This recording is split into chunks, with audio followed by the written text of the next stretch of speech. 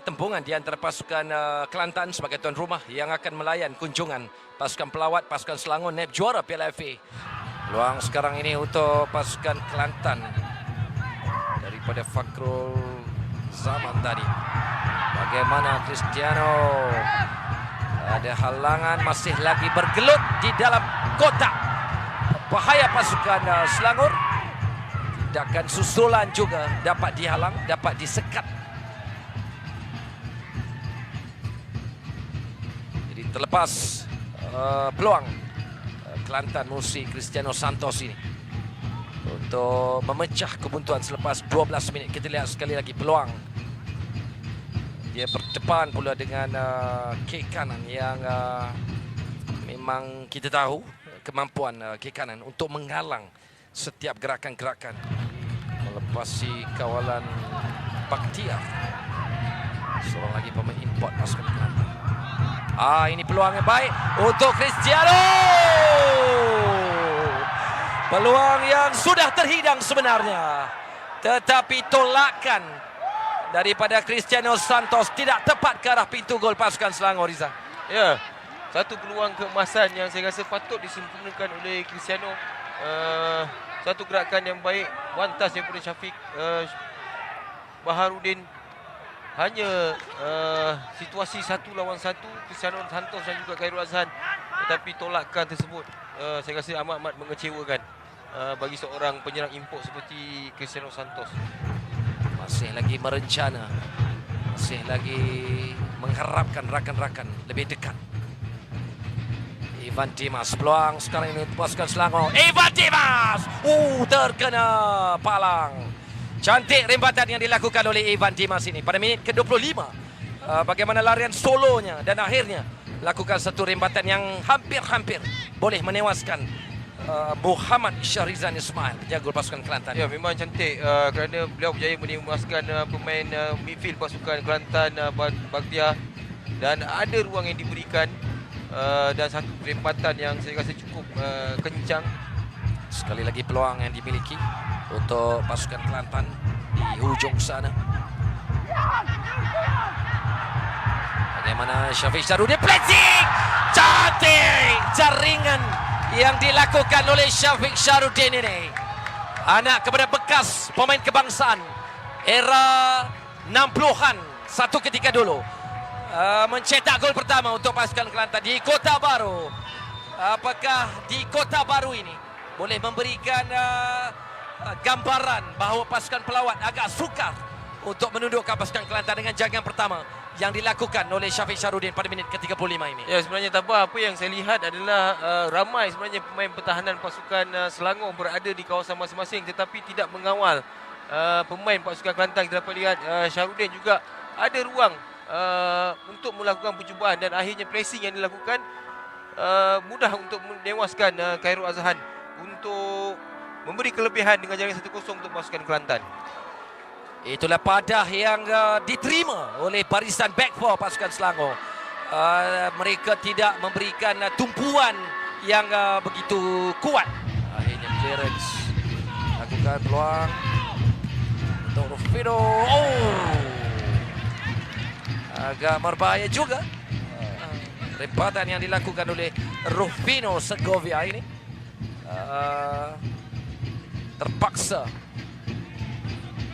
bekerja keras juga penjaga gol pasukan Kelantan ini merepahkan badannya untuk menolak keluar rembatan yang dilakukan oleh Rufino. Ya, memang keistimewaan Rufino sekiranya beliau dibiarkan pusing ke arah pintu gol, jadi menotahkan cerita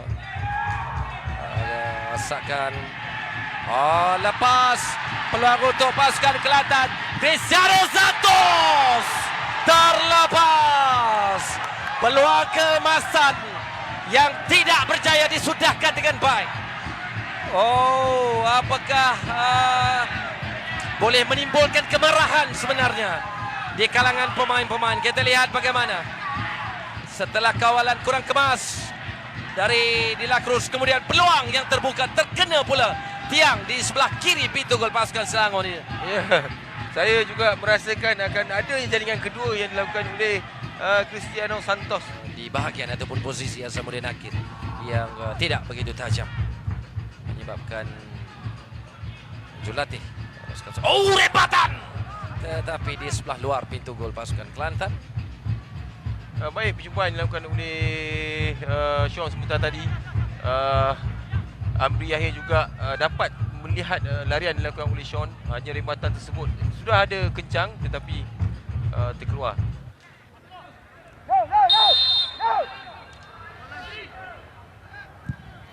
Lagi sepakat percuma yang dimiliki Selangor. Peluang untuk pasukan Selangor. Bagaimana shot? Itu dia. Jaringan yang berjaya juga akhirnya dilakukan oleh pemain gantian ini, Sean Eugene Selvaraj, setelah dia tidak dikawal di sebelah kiri pintu gol pasukan Kelantan untuk memberikan jaringan pada minit ke-75 ini kembali menyamakan kedudukan di Kota Baru Kelantan. Rizal. Ya, percubaan yang kedua dilakukan oleh Sean dan akhirnya telah memberi hasil untuk pasukan Selangor. Angle yang sama daripada percubaan pertama tadi, tetapi kali ini adalah tendangan yang cukup baik, yang lebih baik dilakukan oleh Sean. Dan sekarang ini memberi penyamaan, gol penyamaan untuk pasukan Selangor. Dan saya rasa mungkin perlawanan akan semakin meningkat tambah. 5 minit saja lagi, tidak termasuk waktu kecederaan. Peluang Kelantan untuk mencari 3 mata di Kota Baru. Peluang untuk Kelantan, bagaimana?